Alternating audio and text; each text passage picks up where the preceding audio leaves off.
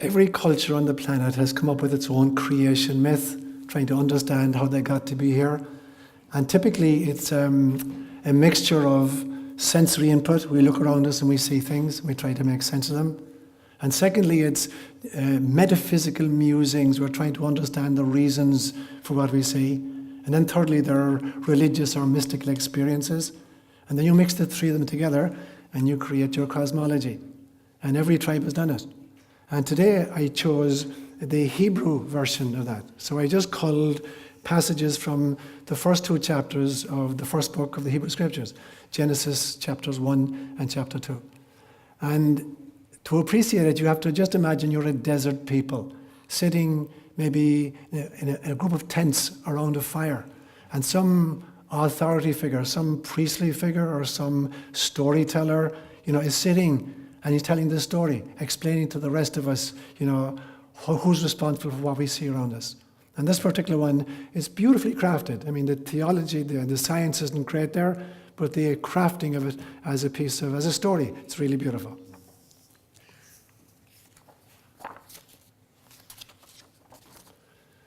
In the beginning, God created the heavens and the earth. And the earth was without form or shape, with darkness over the abyss and a mighty wind sweeping over the waters. Then God said, "Let there be light." And there was light. God saw that the light was good. God then separated the light from the darkness. God called the light day, and the darkness he called night. Evening came, and morning followed the first day. Then God said, "Let there be a dome in the middle of the waters to separate one body of water from the other." God made the dome, and it separated the water below the dome from the water above the dome. And so it happened. God called the dome sky. Evening came, and morning followed the second day. Then God said, "Let the water under the sky be gathered into a single basin, so that dry land may appear." And so it happened. The water under the sky was gathered into its basin, and the dry land appeared. God called the dry land earth, and the basin of water he called the sea. And God saw that it was good. God said, "Let the earth bring forth vegetation, every kind of plant that bears seed, and every kind of fruit tree on earth that bears fruit with seed within it." And so it happened. The earth brought forth vegetation, every kind of plant that bears seed, and every kind of fruit tree that bears fruit with seed in it. God saw that it was good. Evening came, and morning followed the third day.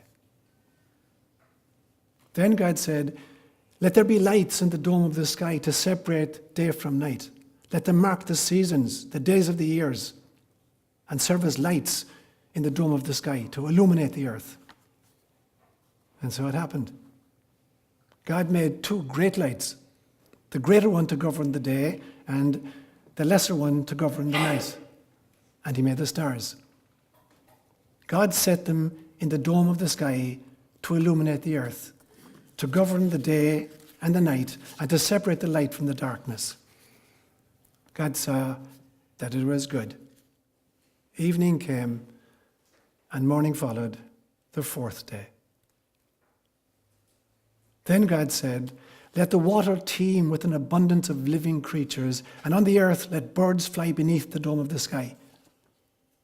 God created the great sea monsters and all kinds of crawling living creatures with which the water teems, and all kinds of winged birds.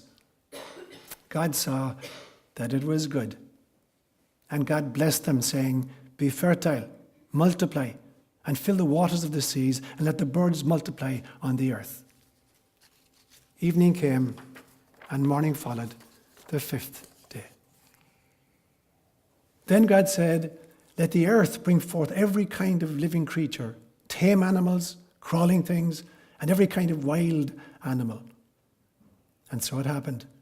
God made every kind of wild animal every kind of tame animal, and every kind of thing that crawls on the ground. God saw that it was good. Then God said, let us make human beings in our own image, after our own likeness. Let them have dominion over the fish of the sea, the birds of the air, the tame animals and the wild animals, and all the creatures that crawl upon the earth. God created mankind in his image. In the image of God, he created them. Male and female, he created them. God blessed them, and God said to them, be fertile and multiply. Fill the earth and subdue it. Have dominion over the fish of the sea, the birds of the air, and all the living things that crawl upon the earth. God also said, see, I give you every seed-bearing plant on all the earth, and every tree that has seed-bearing fruit on it to be your food, and to feed all the wild animals and all the birds of the air, and all the living creatures that crawl in the earth. To all of these I give all the green plants for food. And so it happened. God looked at everything he had made and found it very good. Evening came, and morning followed the sixth day. Thus the heavens and the earth and all their array were completed. And on the seventh day, God, having completed the work he'd been doing, rested on the seventh day from all the work that he had undertaken. God blessed the seventh day and made it holy, because on it he rested from all the work he had done in creating. This is the story of the heavens and the earth at their creation. When the Lord made the earth and the heavens, there was no field shrub on earth and no grass of the field, for the Lord had not sent any rain upon the earth, and there was no man to till the ground, but a stream was welling up out of the earth and watering all the surface of the ground. Then the Lord God formed man out of the dust of the ground and blew into his nostrils the breath of life, and the man became a living being. Then the Lord planted a garden in Eden in the east and placed there the man whom he had formed. Out of the ground the Lord made grow every tree that was delightful to look at and good for food, with the tree of life in the middle of the garden and the tree of knowledge of good and evil. The Lord then took the man and settled him in the Garden of Eden to cultivate it and to care for it. The Lord gave man this order: you are free to eat from any of the trees of the garden except the tree of the knowledge of good and evil. From that tree you must not eat. When you eat from it, you shall die. The Lord said, it is not good for man to be alone. I will make a helper suited to him. So the Lord formed out of the ground all the wild animals and all the birds of the air, and he brought them to the man to see what he would name them.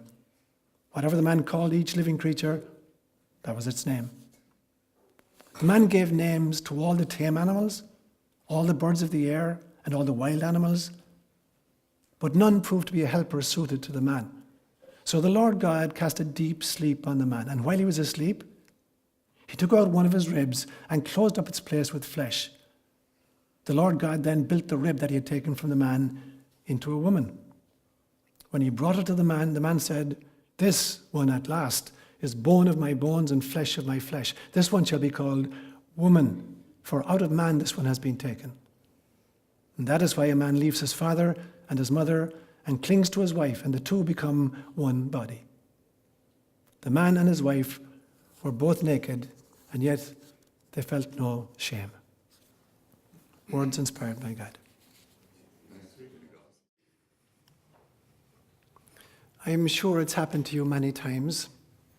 You're reading a book, or you're watching a movie, or you're looking at a documentary on television, and all of a sudden somebody delivers a one-liner that stops you in your tracks.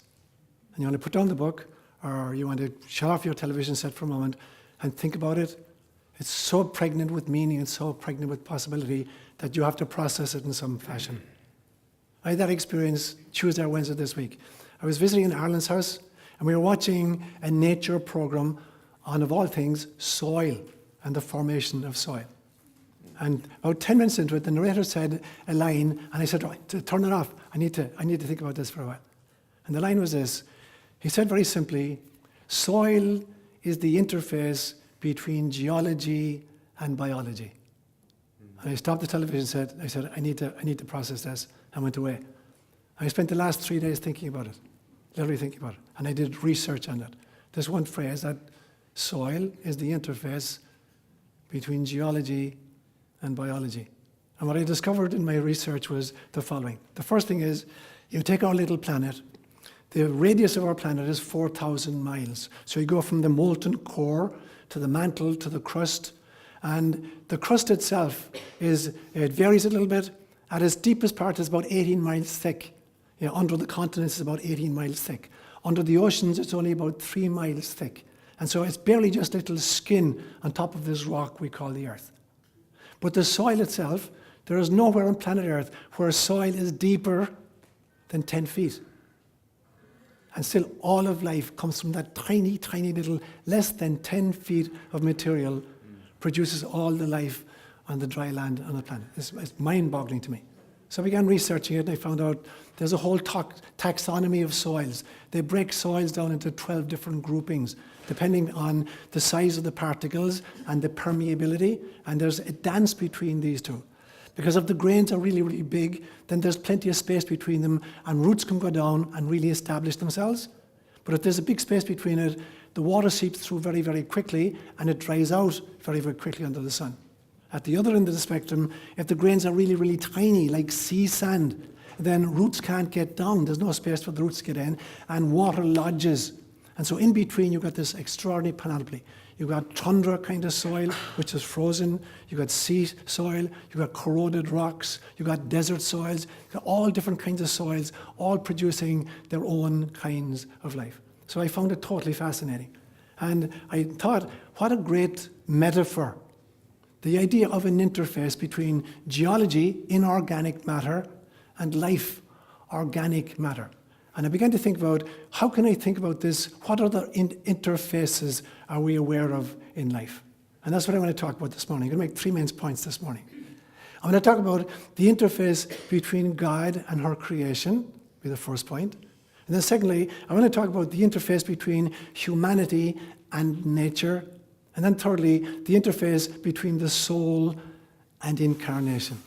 In this tiny little band separating these things is all of life. So let me go to the first point. So the interface between God and her creation.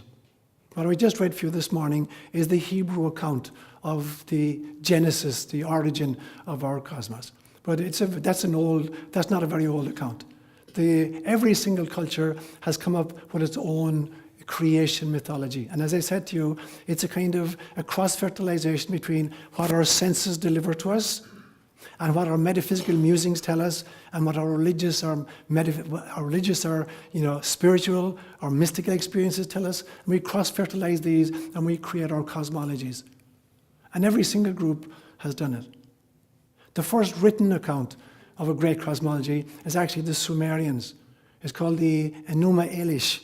And it goes back at least 2,000 years before Christ, the written form. It may have gone back further than that in an oral form, but the oldest written, cosmology explaining the origins of the world is the Enuma Elish from the Sumerians. When the Hebrews came along, they borrowed this and they diluted it significantly. And they tried to shoehorn it into a kind of a monotheism. Because the interesting thing is, although this account that we've just read, it purports to explain how the world was created, and we'll talk about Adam, the creation of Adam.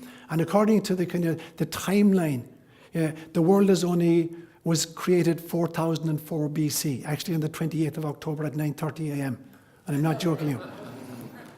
This was an Irish bishop in the 1600s called Bishop Ussher, who went through the Bible very fastidiously and looking at the patriarchs and how long they lived and how old they were before they gave birth to the next generation, calculated that the world was created on the 28th of October at 9:30 a.m., 4004 BC. So the world is only 6,000 years old, according to a biblical understanding. Now, obviously, that was the science of the time. But in actual fact, the book of Genesis, the oldest extant papyrus with any part of the book of Genesis on it, only goes back to 200 BC, 200 years before Jesus. So whenever the book was written down, we don't know for definite. But very, very definitely, the kind of the cosmology contained in it and the theology we find in the book of Genesis very probably came after the exile in Babylon. The people of Israel were deported, the last two tribes were deported in the year 589 BC by the Babylonian Empire, and they spent 70 years in exile. And then they were freed by the Persians. The Persians overthrew the Babylonians in the year 529 BC, and the remnant of the Hebrews came back into the land of Israel. But during the period of time when they lived in Babylon, they came under the influence of the great Zoroastrian religion. And Zoroastrianism was the first religion to kind of telescope all of the multi-gods, the pantheon, polytheistic pantheon, down to two divinities, a god of light called Ahura Mazda and a god of darkness called Ahriman.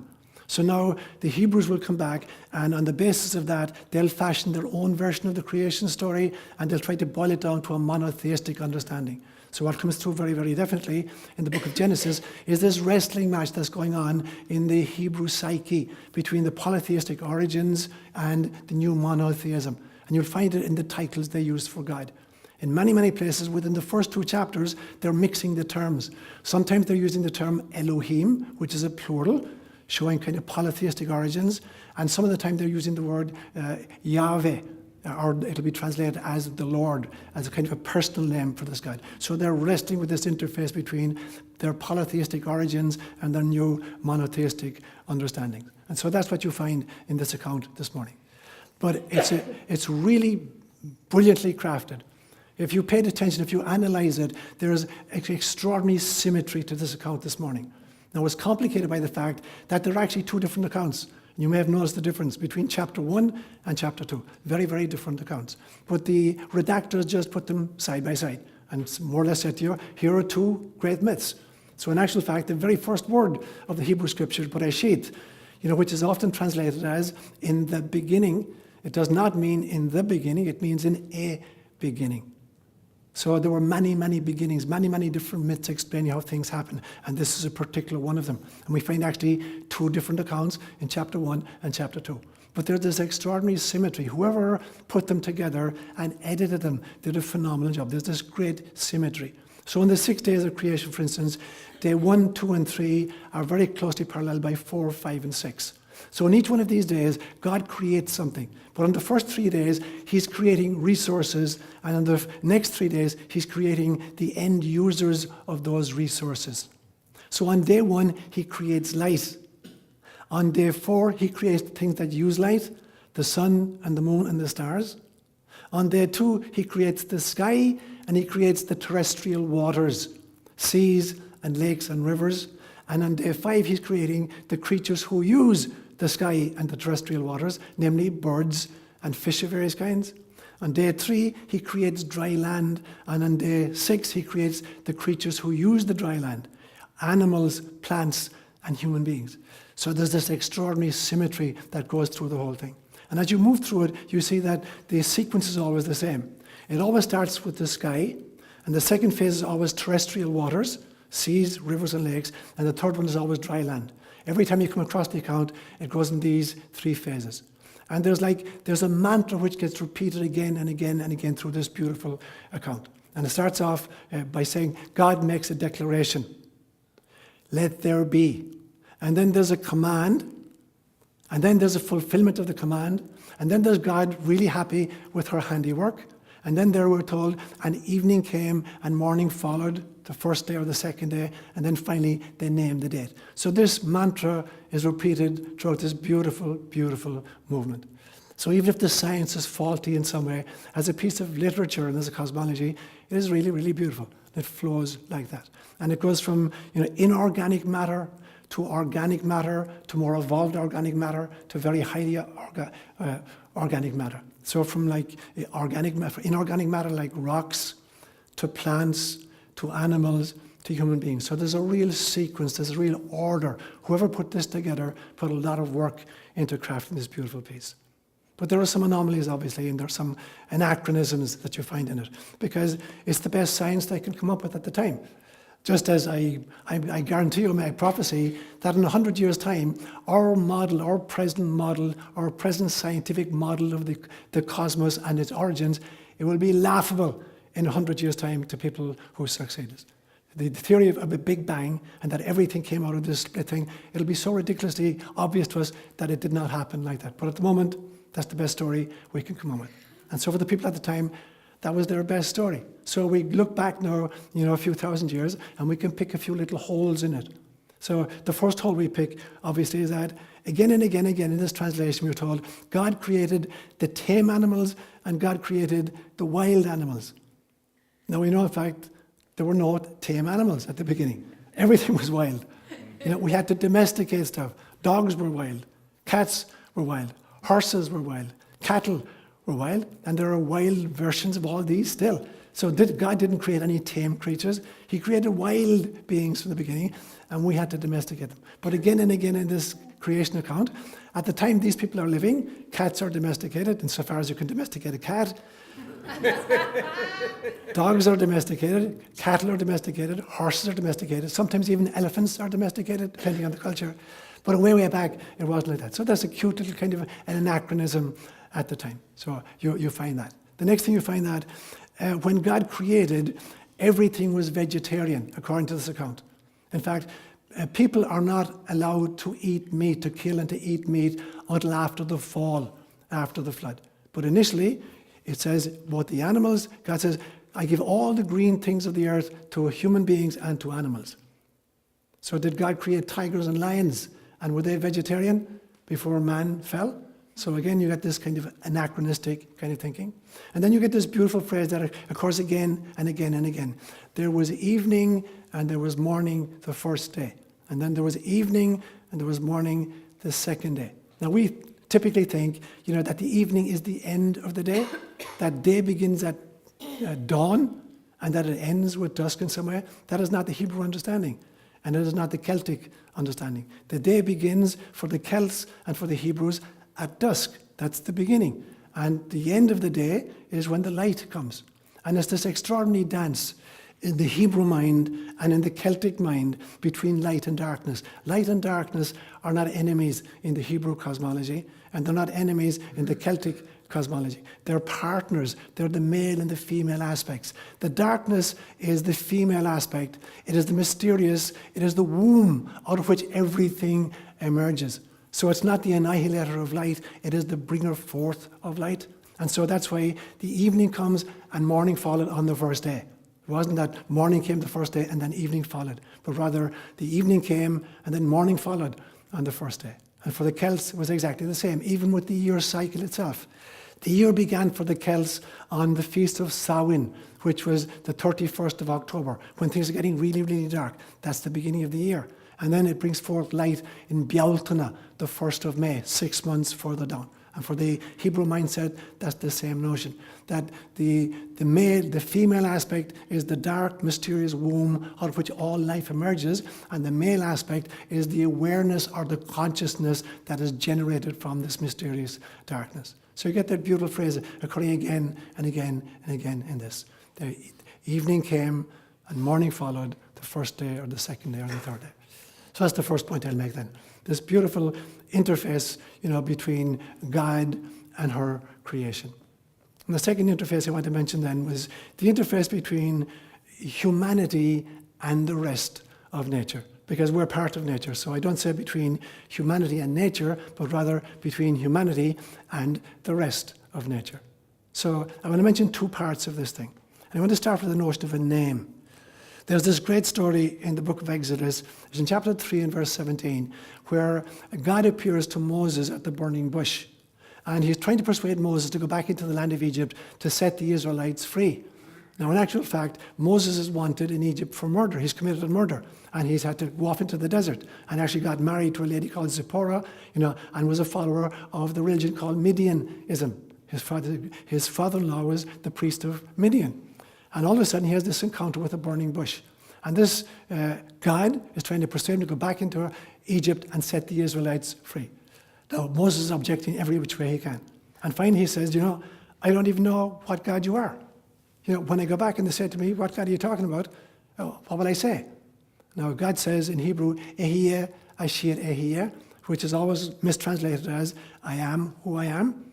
There actually is no present tense of the verb to be in Hebrew, any more than there is in Swahili or in Kalenjin. You cannot say I am in Hebrew, or in Swahili or Kalenjin. You have to get around it by a device called predication without a verb. So to say in Hebrew, I am the king, Ani Melech means me, king. There's no present tense connecting them. Now there's a present tense of all the other verbs in Hebrew and in Swahili, but there's no present tense of the verb to be, because somehow these people got it. The Hebrews and the Swahilis got it, that you can't lock yourself into an identification between a state and an essence. You can't say, I am angry or I am hungry, because you're making an identification between your isness and a passing thing like anger or fear or hatred or hunger or tiredness or whatever. You can't say that. So you can say, for instance, Swahili, Nasikia nja, I am feeling hunger, but you can't say, I am hungry. You can't do the same thing in Hebrew.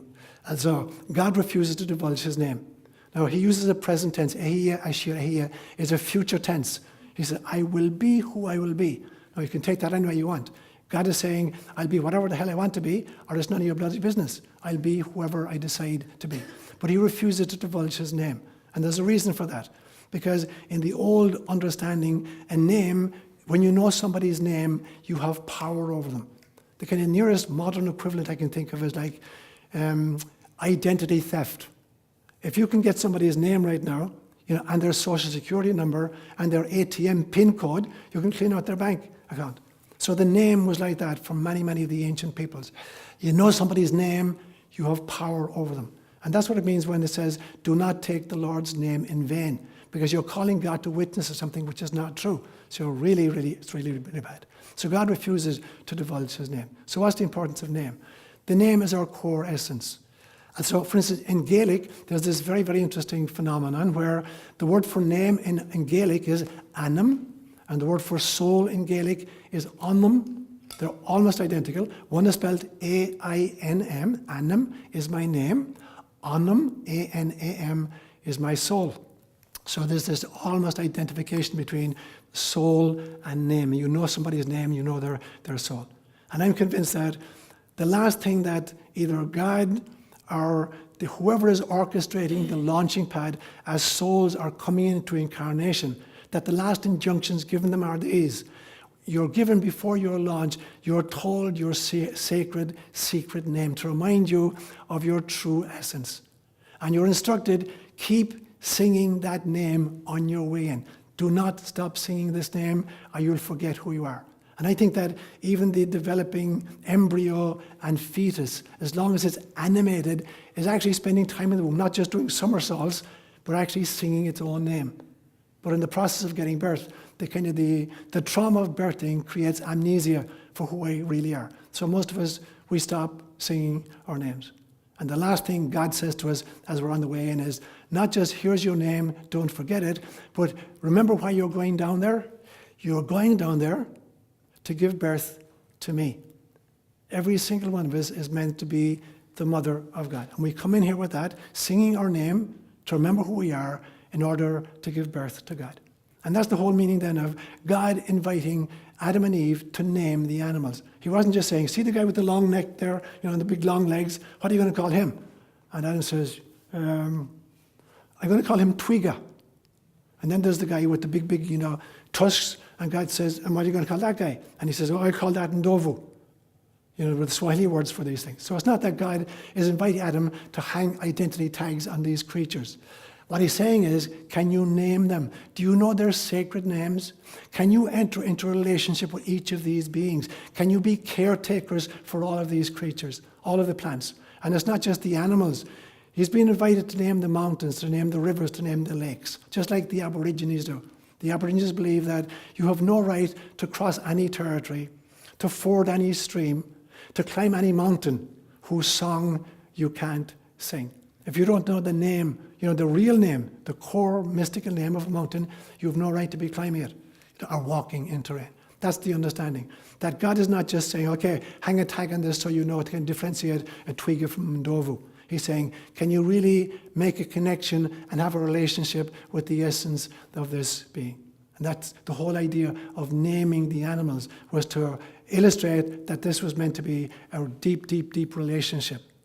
And the second part of the instruction then is, we are told, and the word used again is you have dominion over. Now, the word that's used in Hebrew is the word radah. And radah has 3 different meanings in Hebrew.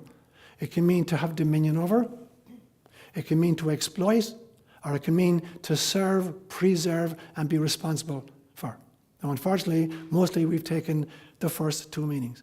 But when we named the animals, we were actually opting for the third meaning. We were being told, if you really understand the essence of all these things, even mountains, or streams, or plants, or animals, if you understand the essence of these things, if you can sing their song, if you can name their name, then you will not exploit them. You may use them, you may be in a relationship with them, but you're there to protect and to care for them. And we see again and again in our world that the 3 great areas in the Hebrew cosmology, the sky, the terrestrial waters, and the dry land, we pollute them non-stop. This morning as I was driving down, it was a beautiful sunrise this morning, but the entire southern sky is pockmarked with chemtrails. We're poisoning the air that we're breathing. We're poisoning, our rivers, our lakes, and our seas are being poisoned. We've got a garbage patch in the North Pacific, which is bigger than the state of Texas right now. We're trying to put DAPLs, the Dakota Access Pipeline, under Indian reservation land.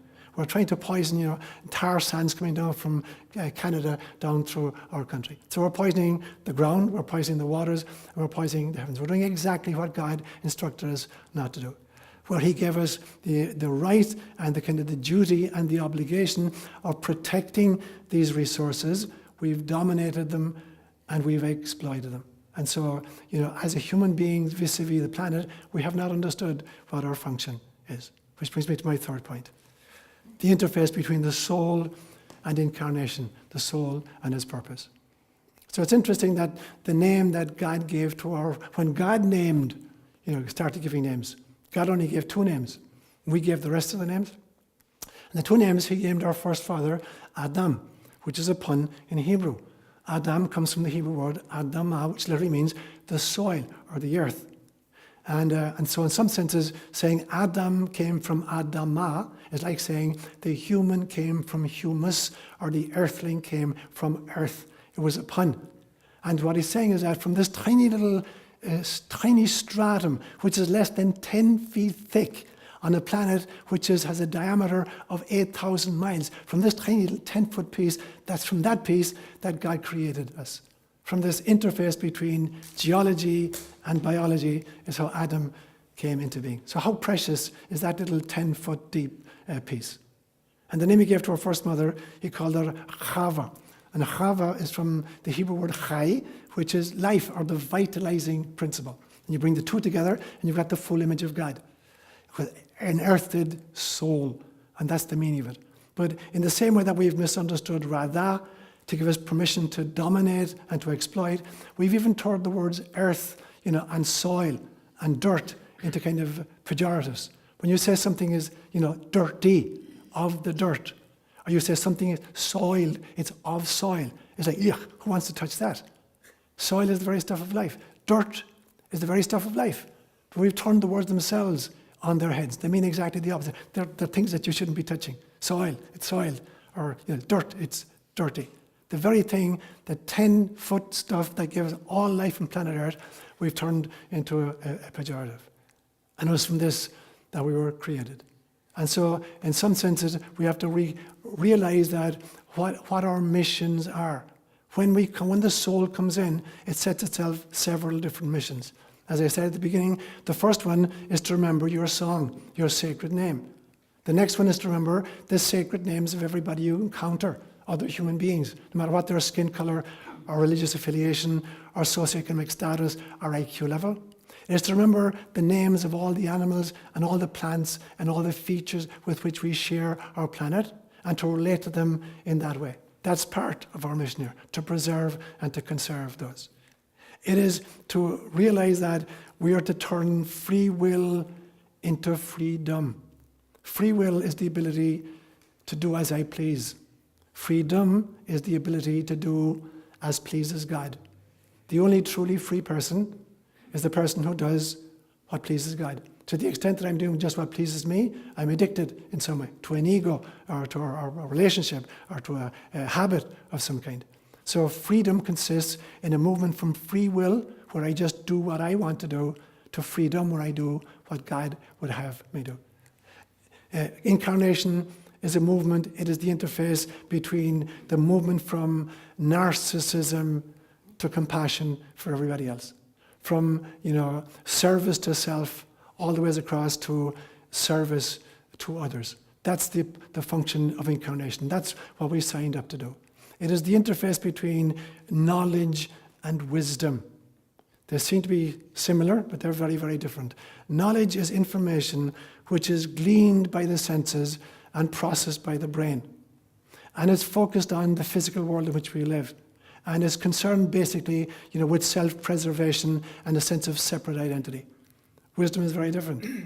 Wisdom is information which is gleaned from the soul and processed by the heart, and is concerned with the metaphysical underpinnings of the physical world in which we find ourselves. And its focus is about a unitive consciousness, not in separate identity. And these are the reasons that we're on planet Earth. And at the end of our safari here, the word earth comes back up again.